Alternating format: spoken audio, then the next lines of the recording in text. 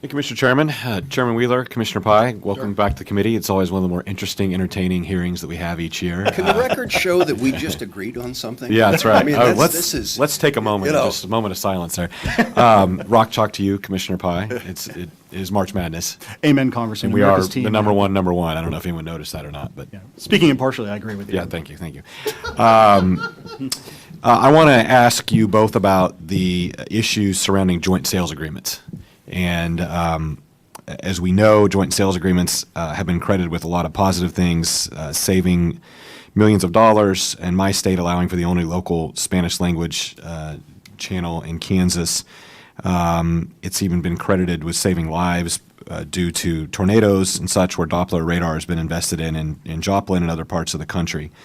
And in spite of bipartisan support, in 2014, the FCC made significant changes to the ability for entities to continue to have joint sales agreements and effectively ended many, if not all, of the joint sales agreements. And I understand that there has been some concerns of bad actors, but it appears we've thrown the baby out with the bathwater. This subcommittee then last year included language in its appropriations bill that superseded, grandfathered the agreements that were in place, I think, on March 31st, 2014. And that language didn't say unless the parties change hands or unless the legal entities change. It said that the agreements themselves were superseded. I know, Chairman Wheeler, you and Commissioner Pai, you've seen the bipartisan letter from senators that range pretty far across the spectrum. You've got Senator Blunt to Dick Durbin, to Mikulski, to Chuck Schumer, Cory Gardner, Tim Scott. It's kind of hard to get all those folks together and agree on something. So you've got them to agree that they believe that the FCC, in essentially prohibiting and unwinding those agreements, is violating not only the spirit but the letter of the law that was passed through this subcommittee last year. And so I guess, Chairman Wheeler, I give you a chance to respond to those concerns, and then Commissioner Pai to give your perspective on it as well. Thank you, Congressman. The precedent at the commission has always been that when a license is sold and a new license is issued to a new buyer, it is a new license.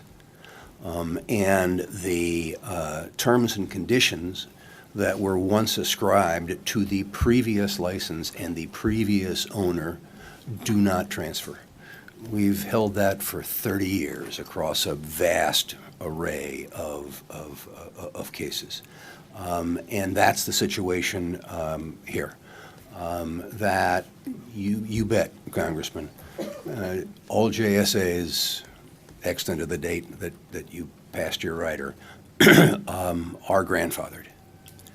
But when the license goes away and a new license is issued, the terms and conditions of the deceased license don't transfer. Commissioner Pai, do you agree with that? And then what are the practical results of that interpretation of the law we just passed a couple months ago? Thank you for the question, Congressman. I think it's very disturbing that 2 years ago in this very room, the FCC committed to this very subcommittee that particular JSA would be protected. Nothing what we are doing will make this go away, according to the chairman back in 2014.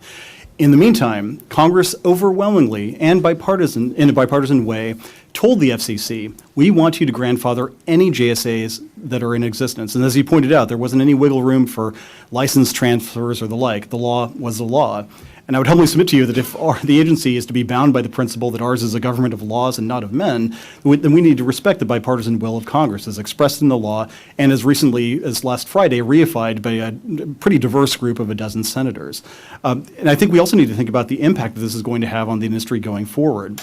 If the FCC is not bound by the law that is set forth by Congress, if it's essentially left to its own whim, then we're going to be left in the situation we were in before Congress said, which is, before Congress spoke, which is that we have this inchoate waiver process where a few favored parties might get a waiver and the vast majority of them don't.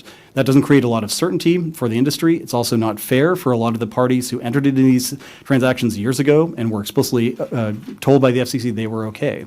So I think Congress certainly needs to be much more specific next time, if necessary, to make sure that this doesn't happen again. Chairman Wheeler, I kind of agree with Commissioner Pai here, and it seems like the intent of Congress, regardless of precedent within FCC, was to protect these agreements, and the practical realities of them are that now they're being eliminated. How do you respond to that? So I guess I just agree with Gray, who was involved, Gray Broadcasting, who was involved in this transaction, who filed with us and said, quote, "The new law does not automatically grandfather the KDCU TV JSA because Gray was not a party to the KDCU JSA or any other JSA that was in effect." That has been long-standing processes at the commission in multitudinous kinds of issues. Thank you, Mr. Chairman. Thank you.